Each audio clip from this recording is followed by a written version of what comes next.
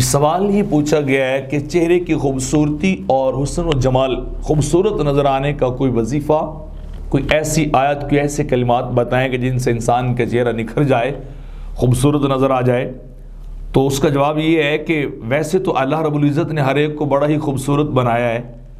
جو اللہ رب العزت کے بارے میں آتا تبارک اللہ احسن الخالقین، اللہ بڑا خوبصورت بنانے والا ہے، اور ہر بندے کو اس نے دوسرے سے الگ ہی بنایا ہے، مرد کو دوسرے مردوں سے، عورتوں کو دوسری عورتوں سے الگ اور خوبصورت بنایا ہے۔ یہ بس ہماری آنکھ ہے جو کسی کو کس طرح دیکھتی اور کسی کو کس طرح دیکھتی۔ اللہ کی کاریگری میں، تخلیق میں کسی قسم کی کمی نہیں ہے، تو لہٰذا خوبصورت تو ساری ہیں، لیکن باقی یہ کہ چہرے کی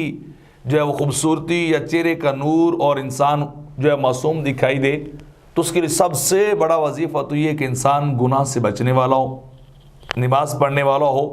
انسان جو ہے وہ استغفار کرنے والا ہو، اور جتنا انسان گناہ سے بچتا جائے گا اتنا انسان جو ہے وہ خوبصورت بھی نظر آئے گا، وہ معصوم بھی نظر آئے گا، اور دوسروں کی نظر میں وہ جو ہے وہ بھاتا بھی جائے گا۔ تو لہذا سب سے بڑا وظیفہ تو یہ کہ انسان گناہ سے بچے اور استغفار کرے۔ لیکن اس کے باوجود اگر کوئی شخص چاہتا ہے کہ اس کا چہرہ دوسروں کے مقابلے میں زیادہ حسین نظر آئے، تو وہ صبح و شام 11 بار جو ہے وہ یا ظاہرو، یا جمیلو اور یا نورو، یہ 3 کلمات، یا ظاہرو، یا جمیلو اور یا نورو، یہ 3 کلمات جو ہیں وہ صبح کے وقت بھی